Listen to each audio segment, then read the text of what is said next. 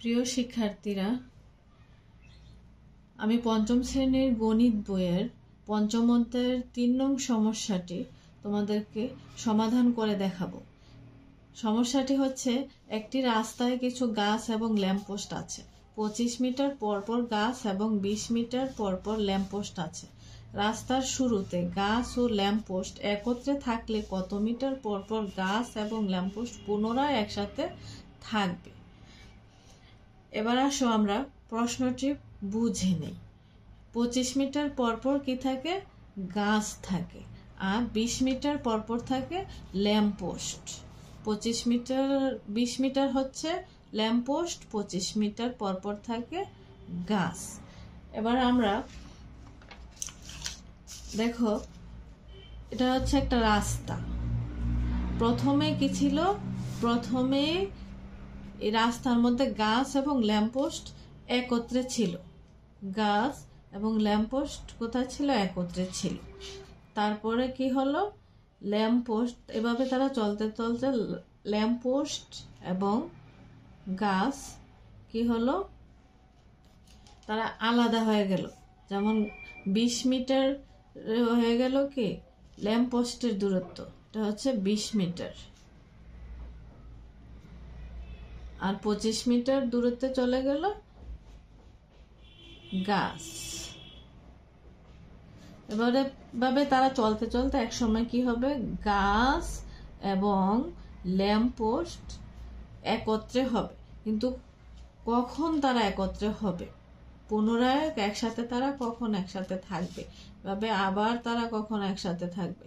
এভাবে একসাথে তারা কখন থাকবে? এটা আমাদের চেয়েছে।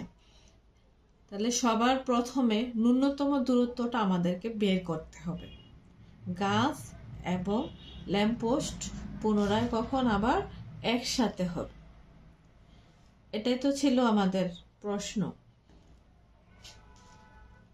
এখন যদি ন্যূনতম কম, আমরা লসাগুর ক্ষেত্রে কিছু ইঙ্গিত আমরা দেখতে পাই। যেমন লসাগু ন্যূনতম থাকবে। লসাগু মানে হচ্ছে কি? ছোট। হ্যাঁ, ছোট। ন্যূনতম, ক্ষুদ্রতম, সর্বনিম্ন, কমপক্ষে, সবচেয়ে ছোট, সবচেয়ে কম।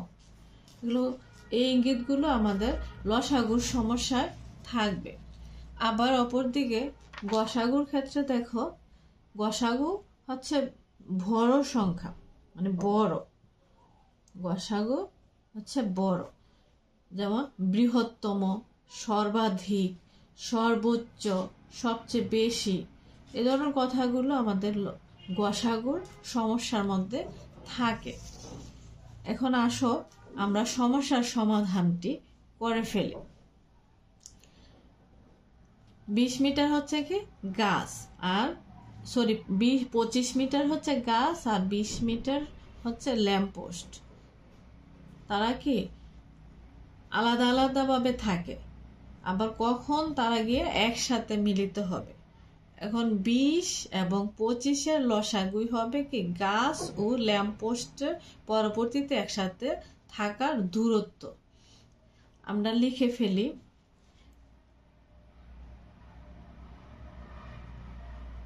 পঁচিশ, 20 এর ঘষাগু করব, যেহেতু লসাগু করব, যেহেতু ন্যূনতম চেয়েছে। ন্যূনতম মানে আমরা বুঝতে পেরে গেছি যে সমস্যাটি অবশ্যই কি?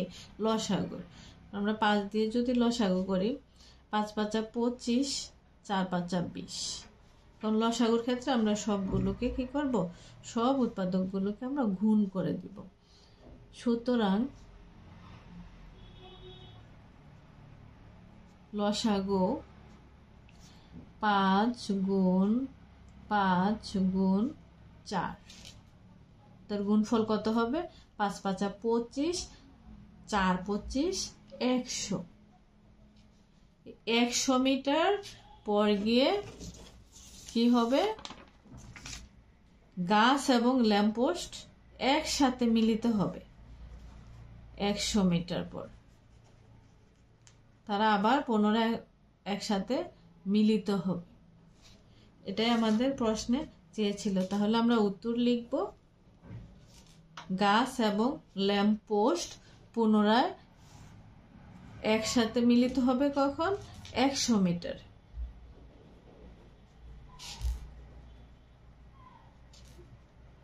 100 মিটার পর